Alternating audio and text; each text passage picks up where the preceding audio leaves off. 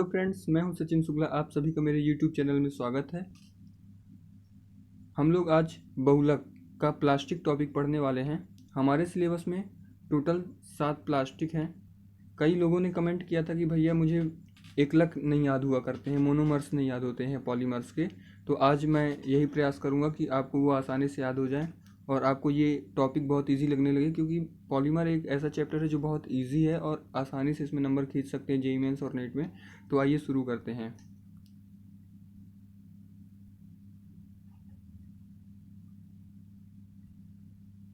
देखिए दोस्तों, यहाँ पर कुछ प्लास्टिक्स लिखे हैं आपके सामने, जैसे पॉलीथीन हो गया, पीवीसी हो गया, पॉलीप्रोपिलीन हो गया। ये सब प्लास्टिक्स हैं और ये इनके इक्लक हैं। अब इनको याद करने का तरीका क्या है, मैं आपको ये बताने जा रहा हूँ। देखिए, जब कभी भी प्लास्टिक की बात आए तो आपको केवल एक सूत्र याद रखना है, वो है एथिलीन का सूत्र। एथिलीन का सूत्र होता है CH2 डबल बॉन्ड CH2। ये एक ऐसा सूत्र है जिससे आपको 7 प्लास्टिक और उनके इक्लक आसानी से याद हो जाएंगे। आपसे कोई भी पूछेगा आप तुरंत बता देंगे। देखिए कैसे। देखिए यहाँ पे मैंने एथिलीन का सूत्र लिखा है, ये CH2 डबल बॉन्ड CH2। जब इसके n अणु लेते हैं, n का मतलब मैंने अपने पहले लेक्चर में ही बता दिया था, n जो होता है वो बहुलक की कोटि होती है। अब बहुलक की कोटि क्या है, इसके लिए आपको मेरे सारे वीडियोस आपको देखने होंगे, तभी आपको आगे का समझ में भी आएगा। वैसे ये टॉपिक बहुत ईजी है, आपको समझ में आ जाना चाहिए। तो यहाँ पे n अणु हमने एथिलीन के लिए हैं, और ये होता क्या है कि इनके बीच में ये जो डबल बॉन्ड है ये खुल जाते हैं और बीच में सिंगल बॉन्ड बचा करता है। और एथिलीन का बहुलक क्या है, पॉलीथीन है। एथिलीन का बहुलक पॉलीथीन। अब देखिए होता क्या है, एथिलीन का में जो एक H हटा देते हैं, एथिलीन में यहाँ पर आपको CH2 डबल बॉन्ड CH2 दिख रहा होगा, ये यहाँ पे 2 H हैं। इसका एक H हटा देते हैं और वहाँ पे Cl जोड़ देते हैं।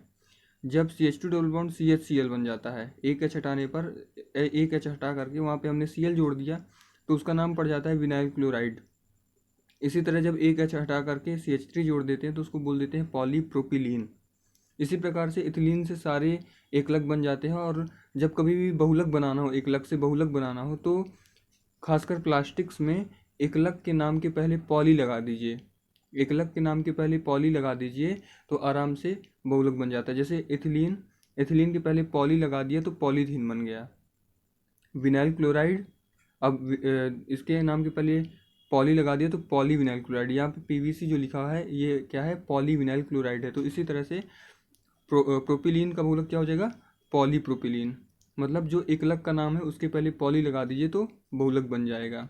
और इसी तरह से अगर एथिलीन, अगर विनाइल क्लोराइड का आपको सूत्र बनाना है तो एथिलीन के सूत्र में एक H हटा करके Cl जोड़ दीजिए। प्रोपिलीन का सूत्र बनाना है तो एक H हटा करके CH3 जोड़ दीजिए। तो इस तरह से आपके 3 बहुलक कंप्लीट हो गए। कौन कौन से, पॉलीथीन हो गया। पॉलीथीन के लिए तो मैंने बेसिक ही बता दिया कि एथिलीन आपको याद करना है। फिर पीवीसी हो गया यानी पॉलीविनाइल क्लोराइड हो गया। कैसे हो गया, एथिलीन के सूत्र में एक H हटा दिया, Cl जोड़ दिया, विनाइल क्लोराइड बन गया, और उसके पहले पॉली लगा दिया तो पीवीसी बन गया, पॉलीविनाइल क्लोराइड।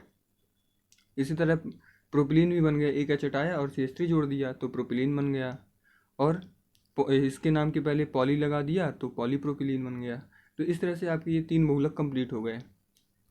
आगे देखिए, अगला बहुलक मैंने लिखा है स्टायरीन। स्टायरीन कैसे है, एथिलीन के सूत्र में,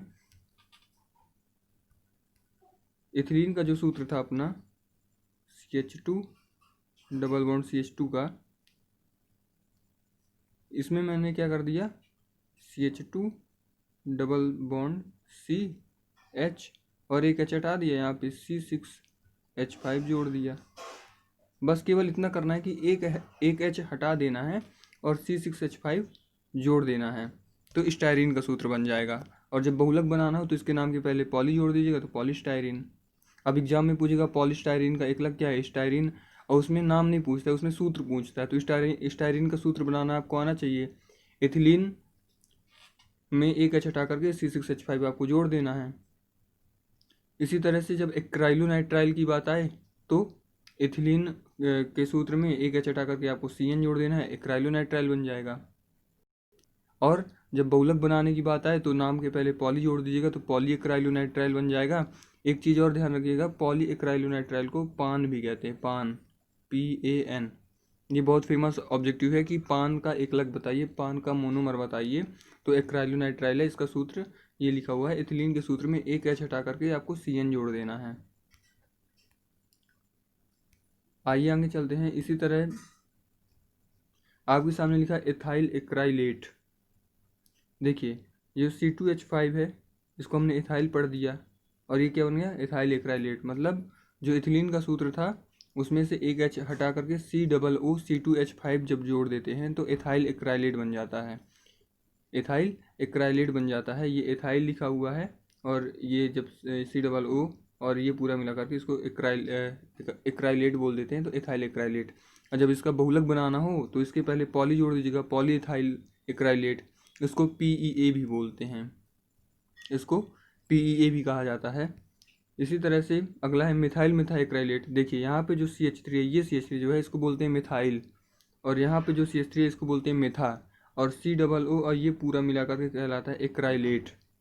तो इस तरह से आपको समझ में आ गया होगा, मिथाइल मिथाइक्राइलेट, ये मिथाइल हो गया, ये मेथा हो गया, और ये से जो बचा वो एक्राइलेट हो गया। तो मिथाइल मिथाइक्राइलेट। और जब इसका बहुलक बनाना हुआ तो इसके नाम के पहले पॉली जोड़ दिया, तो पॉली मिथाइल मिथाइक्राइलेट। इसको पम्मा भी बोलते हैं, PMMA, पम्मा। बहुत फेमस ऑब्जेक्टिव है कि पम्मा के एकलक का सूत्र बताइए, या पम्मा का एकलक बताइए। तो मिथाइल मिथाइक्राइलेट जब सूत्र बनाना हो तो एथिलीन के सूत्र में 2 एच हटाने होंगे। मिथाइल मिथाइक्राइलेट जब बनाना हो तो यही एक ऐसा कहना चाहिए प्लास्टिक है, पूरे प्लास्टिक्स में जो हमारे कोर्स में है 7, ये सबसे आखिरी है। और ये ऐसा है जिसमें दोनों एच हटाने होते हैं, एक एच हटा करके CH3 जोड़ना होता है, और एक एच हटा करके COOCH3 जोड़ना होता है। और तो इस तरह से ये भी आपको समझ में आ गया होगा, उम्मीद करता हूँ। तो आज के लिए इतना ही। अगर वीडियो पसंद आया तो लाइक करिएगा, शेयर करना मत भूलिएगा, और चैनल को सब्सक्राइब कर लीजिएगा।